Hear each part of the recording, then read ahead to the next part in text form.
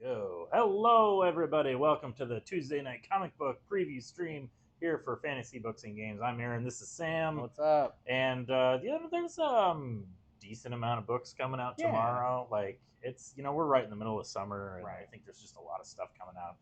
DC's revving up for some of their events and crossovers that they're doing, which always makes me nervous. And I just events. Yeah. I just don't need all that extra stuff. But let's I mean, I know how I like to start these streams. Yes. Is always with facsimiles. Hello, Jesse Bills. Hey. So there's definitely one facsimile coming out tomorrow. I think there's a second one as well. But the one I'm actually pretty excited about is there is a facsimile reprint of Superman #1, and this is a thing that has been reprinted before. But what I'm excited about is that this is reprinted in the original Golden Age size dimensions. So this is bigger than the average comic book. Like we can put it on stream here, and we'll just set it down next to just this brand new issue of the Incredible Hulk that comes out tomorrow, and just look at the difference in size. Like you can just see that it's a little bit wider because back in the day, comic books were just bigger, and they've slowly shrunk over the years. But so this is a reprint of. This is not Action Comics. This is #1. not Action Comics #1. So this isn't the first appearance of Superman, but it is his first solo comic book. So it was, I think it was 1940 or maybe 39. But it was like a little over a year after Action Comics came out, and the character was just so popular that he got his own book, and just great classic Golden Age Superman adventures. Oh, nice. I love. It's kind of interesting. Did we talked about the Superman movie? Have you seen it? I've seen it. I liked it a lot. Okay, I couldn't remember if we talked about it on the last stream. I don't know if we did. I don't think you had seen it yet. Yeah. Okay, so I guess this will be like a mini review for the new Superman movie. We didn't see the Fantastic Four movie, so sorry, No. We're not going to really be able to talk about that. My bad. But you liked the Superman movie? I liked the Superman movie a lot. Yeah. I liked one of the things that was kind of, I don't know if it was controversial, but just the way like uh, they dealt with the morality of Superman using his powers to get involved in things. And there was like the one scene where Lois is interviewing him, and he's talking about how he confronted the prime minister of that country, and he's like, "Oh, I talked with him, and I explained to him, things would happen or else." And she's like, "What? What do you mean?" He's like, "Well, I stuck him to a cactus," and it's like, well, he's like, "Oh, I wouldn't have actually done anything," but and it's funny because like that seems so like, I don't know, un-Superman like in a certain degree, but it's right in line with Golden Age Superman, who is not afraid to bully people. There's this great story here, like the main villain is this woman. She murders somebody and frames somebody else for the murder, and Superman, you little vixen. Yeah, Superman finds out that it's her and is like, "You're gonna go to the governor and confess." And she tries to shoot him, and he just breaks the gun, and he grabs her, and he's like, "I'm gonna break your arm if you don't confess." And she goes, "I'll get the chair for this." And he says, "You should have thought of that before you took a human life." So Superman in the Golden Age in the 1940s, he was perfectly prepared to see a woman get executed for being a murderer. She was a murderer.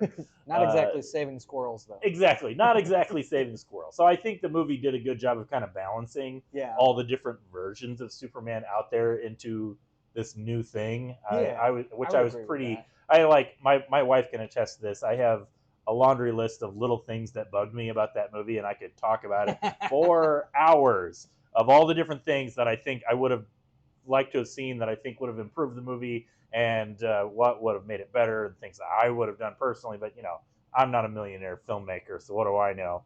But otherwise, I'm satisfied. Yeah. So on the subject of Superman facsimiles, I think we're also going to have these tomorrow. These facsimiles of Adventure Comics 210. This is the first appearance of Krypto. Right. And now you might be thinking, hey, didn't you already have those like a month ago? Because they had the Krypto's Golden Biscuit. I'll put it down on the screen here. Oh, that's right. You remember they did these. Crypto's Golden Biscuit. Sorry, you did not win. You had the chance. It was a sweepstakes with the opportunity to see the world premiere of Superman. Well, it just so happens that they have now a true, authentic facsimile that's coming out that actually has the original first page in it. That's not the Crypto thing. But most importantly, the sweepstakes versions of the comic actually have a misprint in them. Because if you recall, Adventure Comics was an anthology series, so it has a Superboy story, it has an Aquaman story, and it has a Green Arrow story. And in the Aquaman story, here you can see this page. This is page 4 of the Aquaman story, and then it goes into page 5 of this Green Arrow story on accident. They accidentally printed the Green Arrow story, the Green Arrow page twice. You can see it right there. Like that's the same page. You can see. So in the new version, that's a true facsimile. They've corrected that misprint, thankfully, because let's see here. Yeah, there we go. You can see this is the wrong page there, and this is the correct page here. So very happy about that because I do like me some facsimile comics, and I like that this is a true facsimile. So although this was the late 50s, I don't remember how big the Silver Age. That's like right on the border. I think it was late 50s. I think like 58 when this originally came out. So it might have been Silver Age was still bigger than the modern comics, but I don't know if they would have been as big as the Golden Age. And most of these facsimiles that DC does, they conform to modern shipping sizes. Wow, someone got fired. I know. Like they printed so many of these, like for the sweepstakes. It was a big deal, like promoting the movie, and then oops, mistakes happen. So yeah, very very cool to have a authentic replacement. I just wonder who won that Golden Biscuit. I'll bet. I don't think anybody did. Man, look, we have like 30 unsold copies, unopened copies on the shelf. The winning ticket could be in there, but it's a little late. It's void now. Yeah, exactly. You had to get it before. I mean, it was only out for like a month before the premiere of the movie. Like it wasn't a long time to win. I think they were pretty aware. They were like, we'll just do this promotion, and then don't worry, nobody's going to actually win it.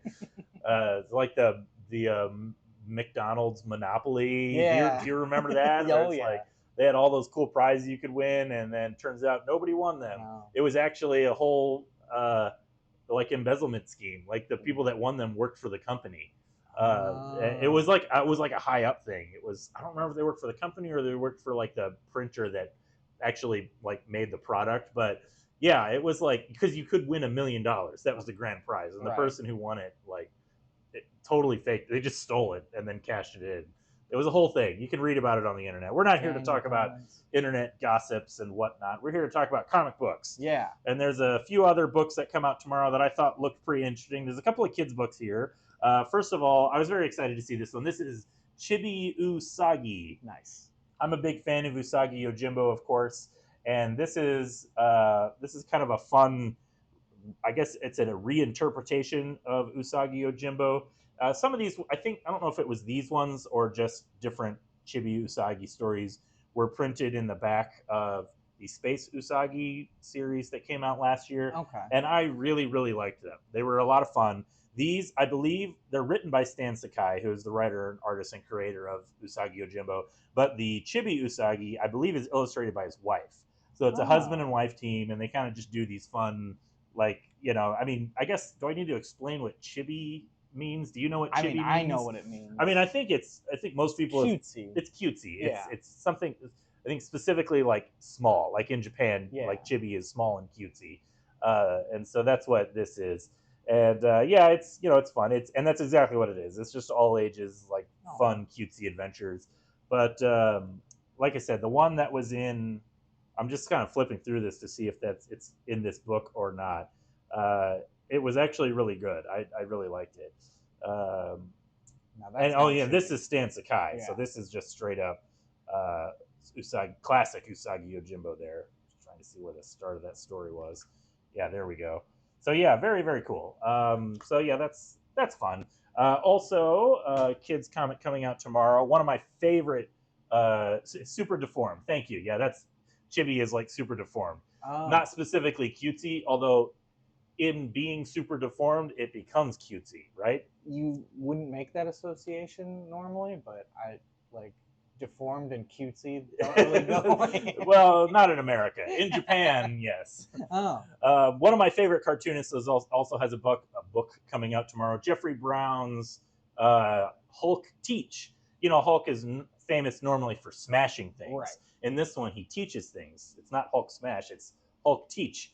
And this is he does the series of the style of all ages comics that are uh, like he does there's some Star Wars ones that are like they're just like family dramas about Darth Vader as the dad and like little kid Luke and Leia right. as his kids, and they're getting into shenanigans. And he did that X-Men one. Did you see I've the seen X-Men that, one that was yeah. out last year? Hmm. I really liked that one. Like the X-Men are all like kids in school, And Professor Cyclops X. was Yes, and we complained about that because Yeah. Cyclops was heating up coffee with his eye beams, which is not how his powers work. Had an old Sailor Moon comic that explains it, so maybe it was a bad translation in 1999. That's possible, but yeah, I wonder if it was born out of Sailor Moon. It just makes me think of like Hello Kitty style. Yeah. Like that's you know, like the really short features. And yeah, stuff, and yes, huge like head. stubby and Yeah. big head, and Mhm. big eyes. But anyway, Jeffrey Brown's Hulk Teach is pretty cool. I like this. It's basically just like Hulk as your teacher, as like a school teacher, and it makes sense because Bruce Banner is a scientist, and then he occasionally hulks out, and then the kids have to deal with that. But I like stylistically, this is really fun how it's all in black and white except for Right. the Hulk, which is green, which kind of gives it a like just really makes it pop like that, like when he becomes the Hulk. But yeah, this looks like there's a lot of fun stories because I don't know if you know anybody who has been a teacher, or if you know like anybody with the I know teaching a couple experience. people, But yeah. I'm not a teacher myself, nor have I ever pretended to be one.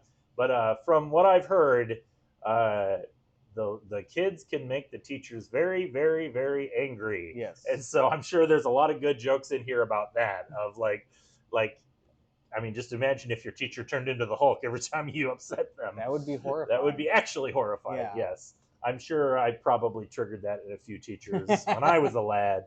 But anyway, Jeffrey Brown is fantastic. He's like I said, he's one of my favorite cartoonists, and I like that he does these kind of fun, all ages kids comics. So that's brand new. There was a free comic book day preview of it last free comic book day in May, and I read that and I really enjoyed it. So looking forward to this. Nice. Speaking of the Hulk, there's a new issue of the Hulk out tomorrow. Hulk number 27.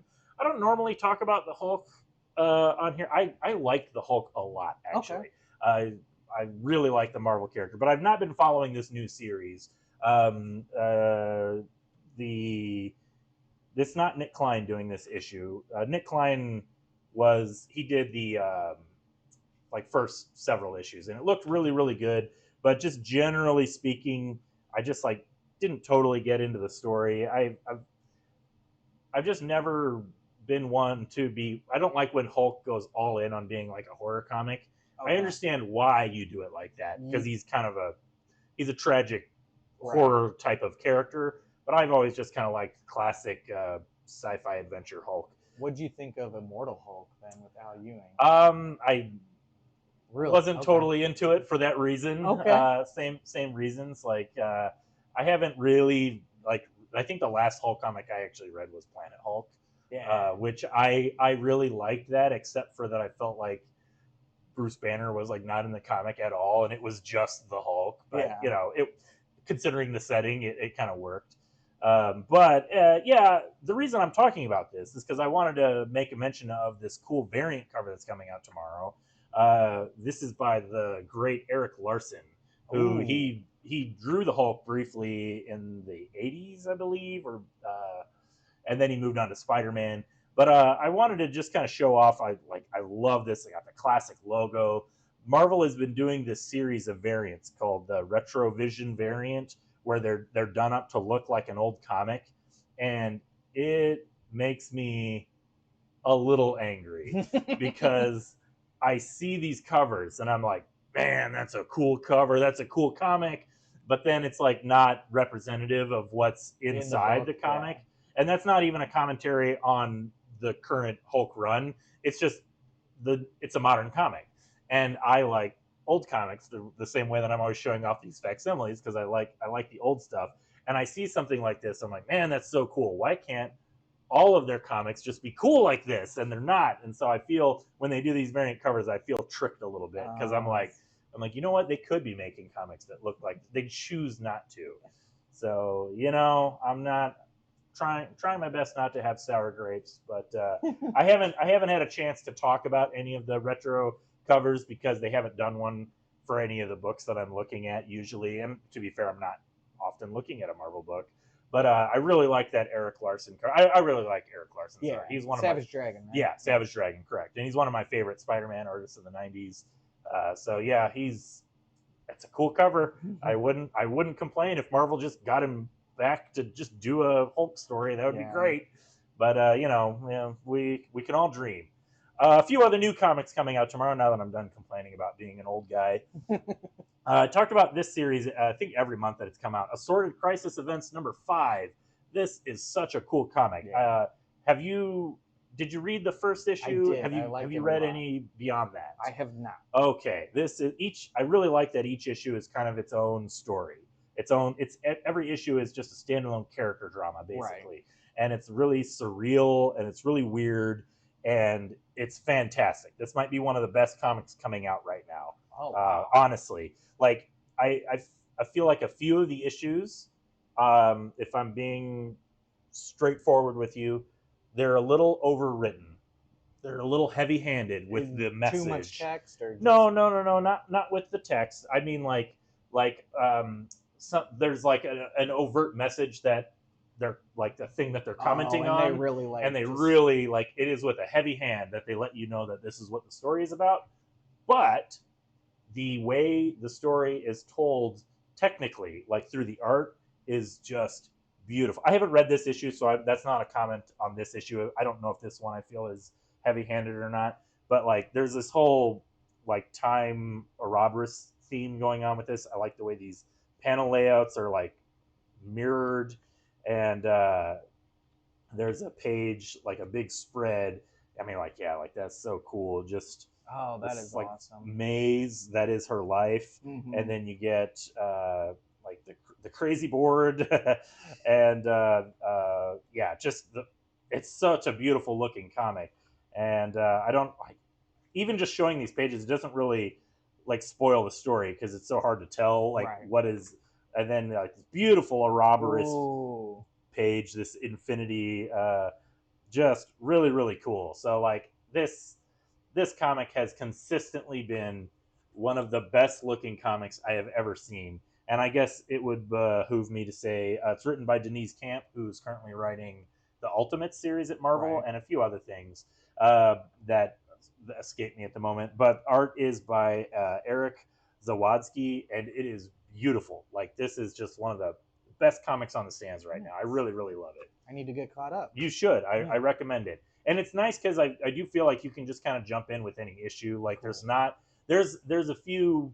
I think I've mentioned this before. There's a few like repeating themes. Like there's a few characters that you'll see in the background that's like in every issue. Yeah. So there's like a link that you can kind of connect it all into the same story. But for the most part, every issue you could just pick up and read. You don't have to know anything that happened before it. All right, another book coming out tomorrow. I think you flipped through this one a little bit as well. I didn't get to finish it. I haven't had it. Well, you did more than I did. I haven't even opened it.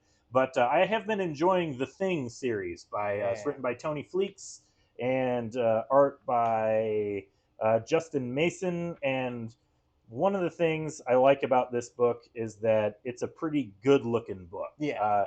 I know that's something I'm always kind of like, oh, wait, I don't have the camera on. There we go. I'm always kind of like giving Marvel the business because I think a lot of times the art in their books is a little lacking. But this one, I do believe, is a step above the average Thing. No pun intended. But yeah, have you been reading this series? I have, yeah. Okay, what do you think of it? So far, so good. I love the Thing. Really, any use of the characters welcome in my book. it seems like a pretty good straight up Marvel story. You know, you got to rescue kidnapped kid. There's like multiple layers to it because there's also a hit put out on the thing, right? So there's all the like different assassins are Yeah, hunting him Bullseye's down. after him. It's Yeah. basically like what's the oh man, there's like I guess there's like a lot of different things. There's like he's got to save the kid while everybody's trying to kill him. Yeah. Like it's I don't know. There's probably a really obvious movie example, but I can't think of it at the moment. One of the John Wick movies have something like that going on. I don't Probably. know. I haven't actually seen any of those. Oh my goodness! I know that's what everybody says. You know what I recommend over John Wick? Nobody. Nobody. My Name is Nobody, I think, is also what it's referred to as. Oh. It's made by the same guys that made John Wick, but it's a better movie. Damn. Okay. I know all the hype that John Wick gets, and I think Nobody is a much better movie. Bob Odenkirk plays the main character, Better Call Saul, and he's like a schlubby CIA agent who like is a pencil pusher, works at a desk, but turns out he's a secret cool guy, and he gets wrapped up in the Russian mafia just like John Wick, and just it's like nonstop like fist fight action. There's a sequel coming out later this year that I'm excited for. So with Bob Odenkirk returning into the role, so check that out, and then you can watch the new movie. I recommend it significantly over John Wick, which I thought John Wick was okay, but it's definitely it gets more maybe. My Name is Nobody. Yeah, Bob Odenkirk. That's good. But anyway, yeah. So this Thing comic, it's pretty good. I agree with you. I like Ben Grimm a lot. Yeah. He's a great character. Agree about Nobody. Excellent. That's the second recommendation. Dang. Okay. Well, I got to watch it now. Yeah, you really do. We're gonna stop the stream. We're gonna go watch Nobody. No, we still got comics to talk about. Yeah, I think the funny thing about this is that I was probably not going to read it because I'm always forever because of Marvel or well, no, like I'm just like in a phase where I'm trying to not take on new comics to read. And a lot of times it's like, oh, I'll just get around to it eventually. I'll read the trade paperback when it comes out, you know, trade waiting. But I read the first issue and I was like, wow, that's really good. So I'm actually like very rarely am I really kind of hooked onto a Marvel series. And this is one of them. Tony Fleecs is a good writer. I like him a lot. What else has he written? Right now he's doing Feral. He did Stray Dogs. Okay. He did. He was the artist and part writer of Local Man, that series I really liked. Tony Fleecs has just been doing so much work in the comic book industry right now. He's got like several books out at any one point. He's because he's like an artist who's also a writer. So like I think Feral and Stray Dogs. I don't know if he wrote those or if he was the artist on those. But as you know, in comics, like to be a really good artist, you kind of have to be a writer, you know, to a certain degree. Like there's a certain amount of writing that goes into just drawing a page.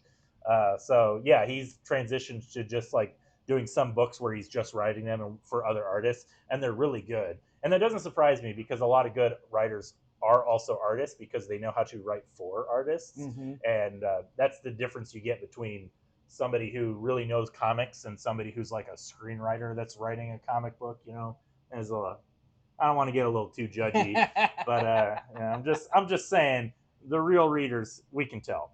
Yeah, that's right. Also coming out tomorrow, book I'm very, very excited about, Lucky Devils #4. I have been waiting for this book for so long, I forgot that it was even coming out. Issue #3 came out in February. It's been so long. But this book is by Charles Soule and Ryan Brown, and it is really good. It's one of my favorite books that's coming out right now. Look at this beautiful art of all these demons in hell around the board meeting. I love the setting. It's a very punk rock comic. The main characters are just these two low-level demons that are trying to disrupt things by giving their humans, you know, because like it's the setting, everybody has like a little devil on their shoulder, and normally the devils try to corrupt them and get them to do bad things, and these devils are like, what if we made our humans do good things, and that'll just completely destroy hell. They've got this weird plan, this mysterious plan that you don't know the full extent of, but their goal is to destroy hell, which is, I'm here for it. it's pretty good. That's The art interesting. is beautiful. The character designs are great. Like I like this demon guy here. He's got like half of his face is gone. Yeah, just really really cool. So very excited that Lucky Devils #4 is out. I hope we don't have to wait another 4 months, 4 or 5 months for the next issue. Also, a few things that are in my regular poll I usually recommend. Don't want to dwell too much on them. Out of Alcatraz #5, this I recommend to anybody who's a big fan of Brubaker and Phillips. If you like, I am a huge fan. oh man, you got to read this. I know I recommended it to you with the last issue, but yeah, if you're a big fan of Criminal and the types of books that they do, this is great. It's by Christopher Cantwell and Tyler Crook, and man, this is like it's. I would put this right up there with Criminal as like one of my favorite, just crime, like pulp crime story. It's real and it looks great. But I think what I like about it too is I really like Tyler Crook's art. It's got a not a not a simplicity. That's not what I mean. Like it fits the era because this takes place in like the 1930s, and so there's the way like the colors kind of give everything this desaturated look. It just look at that beautiful landscape here. That is gorgeous. Absolutely beautiful. But he kind of like draws like a certain innocence to it. I guess that's more of what I'm thinking. Like his characters retain a certain innocence of this like different time, and it's cool crime comics. Nice. Really, it's about criminals that escape from Alcatraz and they get wrapped up in all this nonsense where they're trying to get to safety in Canada. And it's good. I really recommend it. Also coming out tomorrow. I don't know if I ever figured out what the actual name of this book is, but Gehenna? It is. Is it Gehenna or Gehenna? Gehenna, #2. We talked about issue 1 when it came out. This is a cool comic. Yeah. It is. I actually got to be like, let's look at the cover here.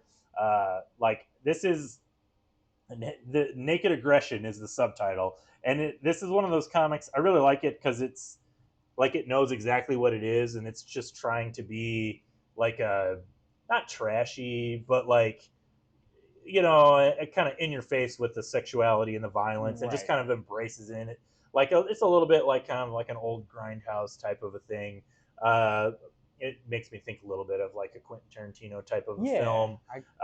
Based on the first issue, I'd agree with that. Yeah. And there was I took the camera off of the comic because I got to be careful about which pages I open to. There's no nudity on this page, so we can show that. Yeah, going to a vet and just beautiful art. Like I love this art. It's so good.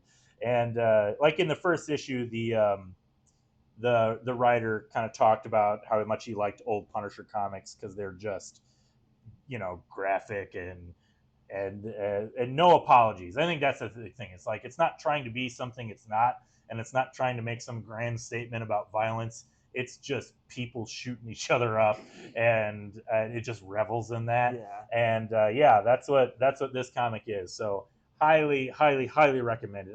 If you like classic Punisher before Punisher got kind of wrapped up in the unfortunate like meta culture war, like this is the types of story that you would get from that. Yeah. So really recommend it.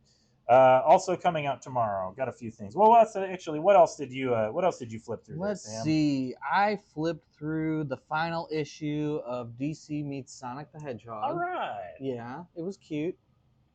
I think the third issue was definitely my favorite. Yeah. Because that kind of took an escape from the plot, and all the Sonic characters had to basically like assume the roles of all the DC superheroes. Okay, yeah, that's fun. Yeah, you see the Sonic characters in DC character costumes. They dress up as the characters that they're covering for no reason. For no reason, because it's a comic book. Yeah, and that is a nice cover. I like that, the dark side silhouette with all the characters coming out. Yeah.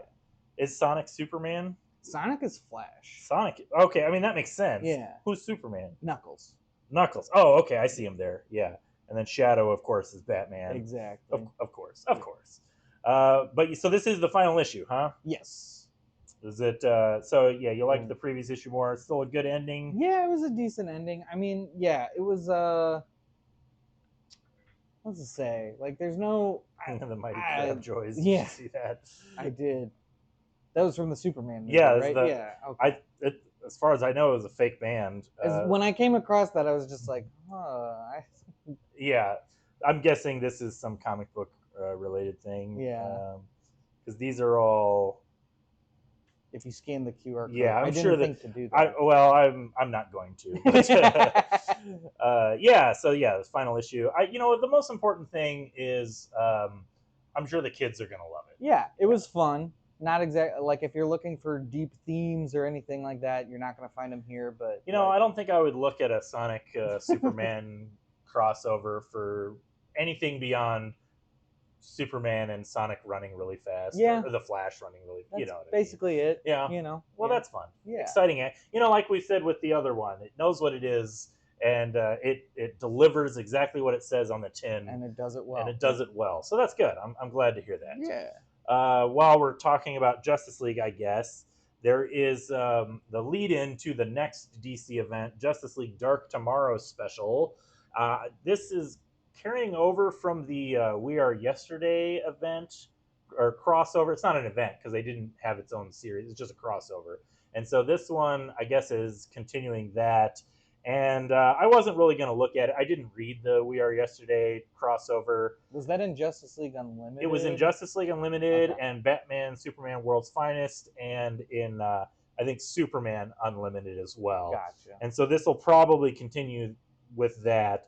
But this one did catch my eye a little bit because like they have to put together a team of like different characters from different eras, and Batman Beyond is on here. And I like me some Batman Beyond. Yeah. So I didn't read this issue, but I kind of flipped through it just to get a feel for like what's going on. Some time travel stuff here.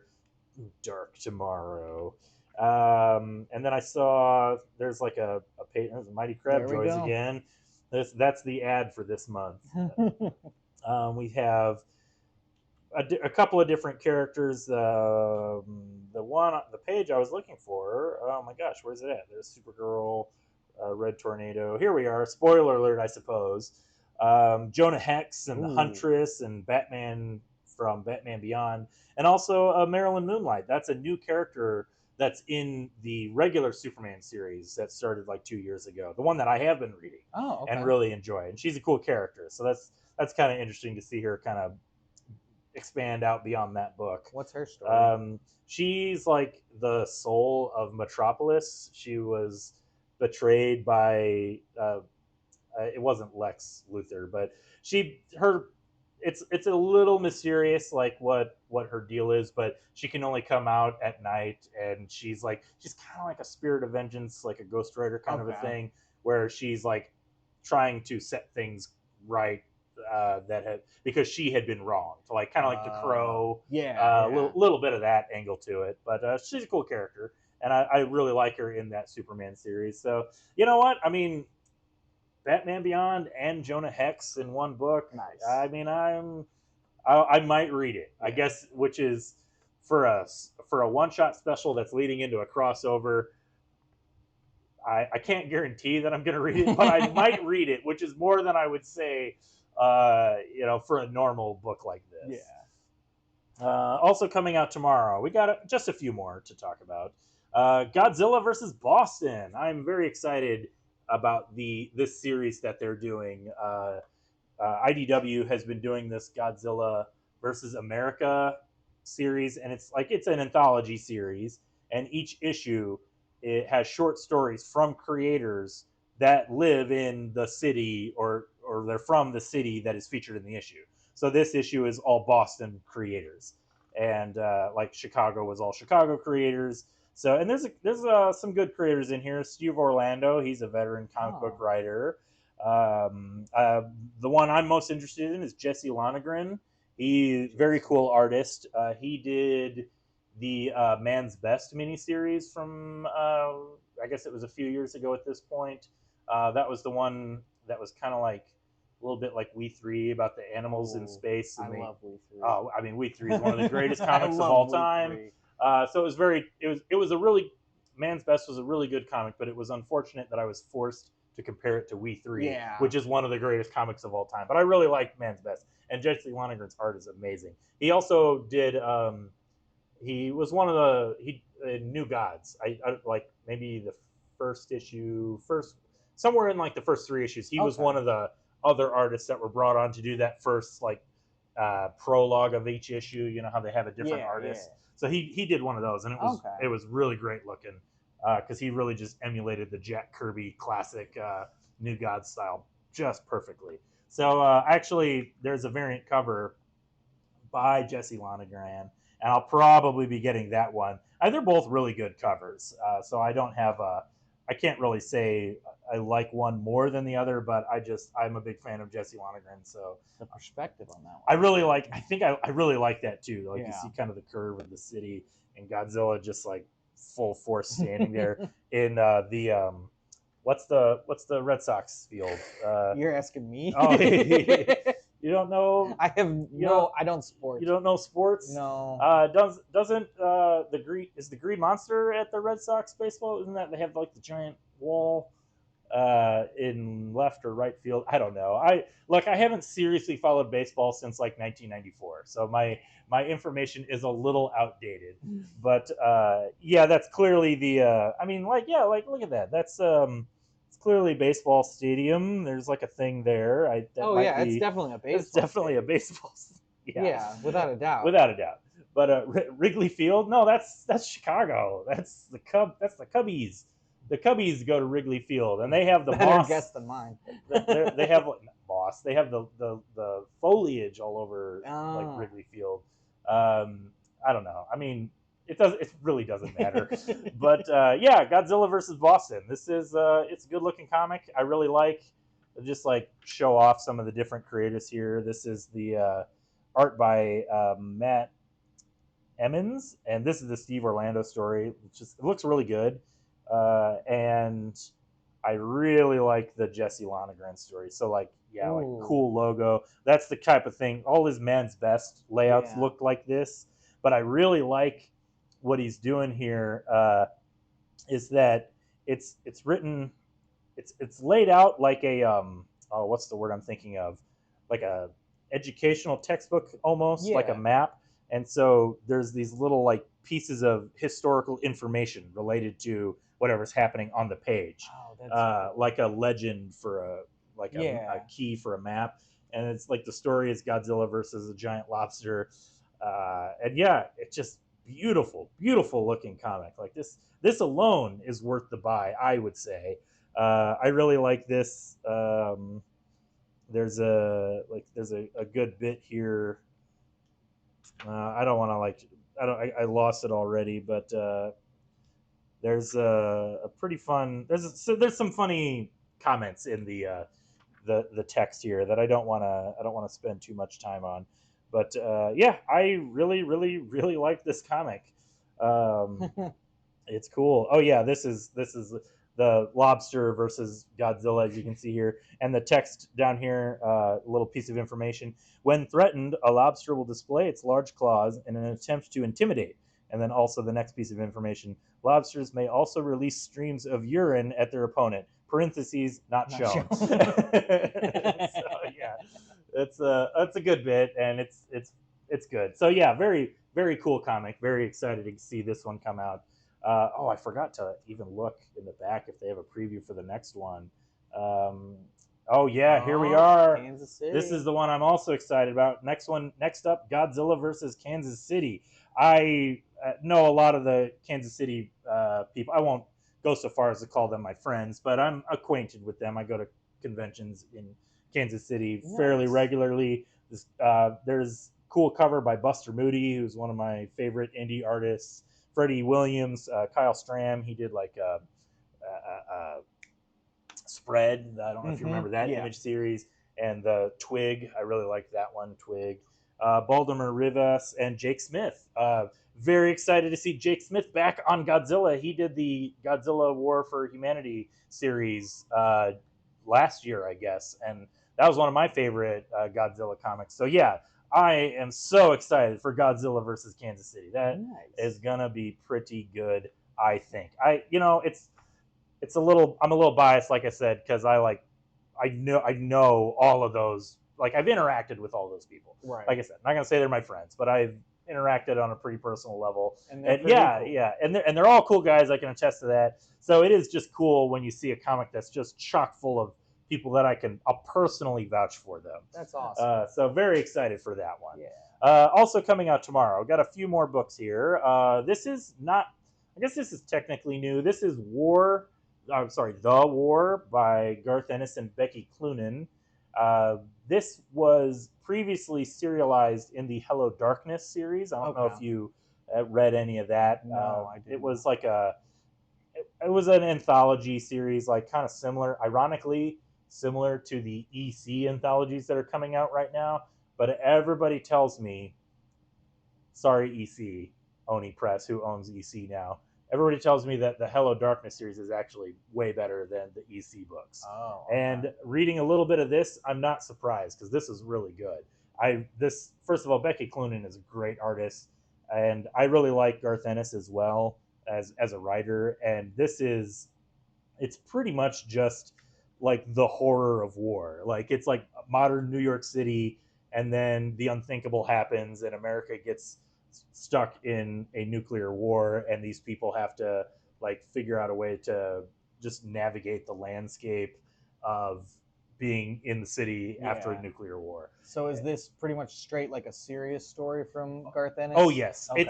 It's yeah, because like that's the thing with Garth Ennis is that a lot of, like, he did The Boys, which is the most immature, disgusting, not at all serious thing ever. But one of the things that he does take really seriously is that Garth Ennis really loves war stories, like war comics, and his war comics are usually pretty straight. Like, it's not that there won't be humorous elements in them, but there's not going to be just like farcical, gross out. Well, I mean, so far there hasn't been. I mean, I didn't read it in Hello Darkness, so I'm reading it for the first time in this. But yeah, it's really good. It's Garth Ennis taking it very, very seriously. I love Garth Ennis generally. I do too. I mean, he'll go some places that I'm not interested in following, but like, I just appreciate that he does that. And whenever he hits something that's right in my lane, it's usually really, really good. Yeah. So that's how I would describe it. So that's a good one. In the complete opposite direction of a Garth Ennis war comic, we have What If Goofy Became Spider-Man?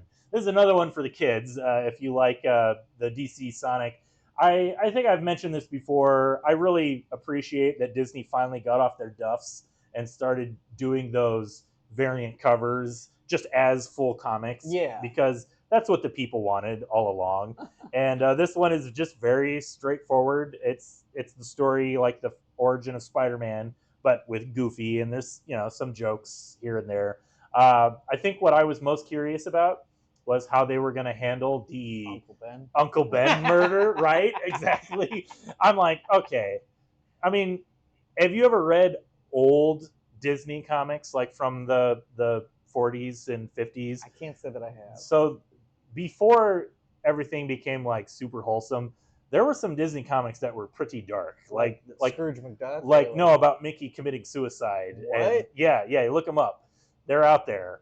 They get kind of dark in places. Damn. And so I was like, well, modern Disney, I don't think they're going to go there. And they didn't. They don't go there. They just sidestepped the whole Uncle Ben thing. Uncle Ben is the name of his Aunt Tessa's sidecar for her motorcycle. And it breaks? And it gets kidnapped. Oh. It does. I mean, spoiler alert, I guess, for the end of the movie, the end of the comic, it does get busted up. And that's how he learns, with great power comes great responsibility. You got to take care of your things. But other than sidestepping the murder of a family relative, it follows the Spider-Man origin. Goofy becomes Spider-Man. There you go, Spider Goofy. Sorry, Spider Goofy. And yeah, it's cute, and it is wholly appropriate for kids. I guess that's the takeaway. That's good. Yeah, and like I said, I'm just glad that they finally got it through their heads that they should be making these comics instead of just slapping them as variant covers on a regular issue of Spider-Man because people want to read these. Yes. More so maybe than a regular Spider-Man comic. All right, I got one more. I think you got one more. Yeah. What else did you? Oh, speaking of Spider-Man. Speaking of Spider-Man, I got Spider-Man and Wolverine #3. Yeah. So I think I talked about #1 when it came out. Okay. And I think I skipped over issue 2. I don't remember. Oh, 2 was cool. 2 was cool? 2 was just a straight up fight between Wolverine and Spider-Man. Okay. And, he straight up. Peter gets so mad that he punches Wolverine's jaw off. Okay. Yes, it was cool. I mean, it's very over the top. That fits the style. This is art by Kara Andrews, and I've said for a long time he's been doing a lot of these variant covers in this retro, almost McFarlane meets Jim Lee image style, and I really like it. And but he's been most of the time it's just a cover, and I'm like, why doesn't he do a whole comic book like this? And now he's doing it. And I have to say, I haven't really been following it. I just didn't totally love the story, the twist ending of the first issue. And I don't know. I kind of liked the twist. So, okay. I mean, I don't know. You could probably debate that it's not a great... we talked about it earlier, and I don't know if I want to say what it is. But it's kind of one of the selling points to reading it. It is to figure out why are they fighting, and it's kind of a big bombshell. Yeah. But we talked about it, I do think it fits with the continuity they've established up until this point. It's not that big of a retcon, as it were, but it still kind of bothers me that it is a retcon to a certain degree. And like I said, we're not going to say what it is, but. The second issue was just them fighting. It was just a big fight. And then I see that this issue is in the Savage Land, so Kara gets to draw dinosaurs. And let me tell you, one of my favorite things in the world is Wolverine in the Savage Land. Yeah. Wolverine fighting dinosaurs. I love dinosaurs, and I love Wolverine. And the Savage Land is great for that. And so I don't know. Am I gonna pick up these issues now and get caught up on it? It's cool looking. It looks really good. Have you read this issue yet? Yeah. Okay. So did you like it? I liked it. I not as much as the previous two, just because it doesn't deal with the big twist established in the first issue nearly as much. But I mean, it's solid. It's been a lot of fun. Okay. Yeah. Okay. Well, do you know how many issues it's going? I don't. Okay. I guess that was another thing that I was curious about, was if it was going to be a tight 4 or 5 issues. I have to imagine. I think 5 is kind of the standard for Marvel miniseries right now. But anyway, issue 3, it's a cool looking book. I like this cover. It's good. I don't know. Wolverine's in the brown costume in it. Yeah. Because he was in the yellow, the tiger stripe costume in the first issue. Right. So I guess he changes his they costume. both made a costume. Because the Spider-Man's in the black costume, right? Yeah. Duh. Yeah. Man, they're just playing all the hits with this. I don't know why I'm not reading it. I've got to be honest. I'm a little surprised at myself for not keeping up with it. But so highly recommended from Sam. Huh? Yeah, highly recommended. Okay, last thing, briefly talk about. I don't want to spend too much time on it, because I haven't really had a chance to flip through it, and I don't want to get us in trouble by flipping to the wrong page. But Heavy Metal #2 comes out. I really liked Heavy Metal #1. The Legacy 322 is this issue. There have been 322 issues of Heavy Metal. I get why they're kind of stuck doing the Legacy numbering thing. It's sort of an uncomfortable position I think everybody is in. I like that I guess I have nothing to say. It is what it is. But did you read Heavy Metal at all? I didn't. I liked I've seen the movie. I love that movie. I really do. The movie's great. It's fantastic. I mean, it's not all great, but that's what kind of makes it. It's not aged very well at all. And the animation is kind of all over the place, but parts of it are really great. Yeah. I really liked the return of Heavy Metal. It felt like they were really going all in on recapturing that classic 80s, 90s heavy metal vibe. And I think they largely succeeded. So I'm curious to see where this issue goes. It definitely, like, one thing, like right here. Um, One thing that I find interesting is that there's a lot of return to classic characters from Heavy, like Harry That's the Canyon. taxi That's the, driver yes, from the movie. exactly. Yeah, Yep, okay. that's the guy. And so again, I guess I got to be careful that we're not going to see any nudity.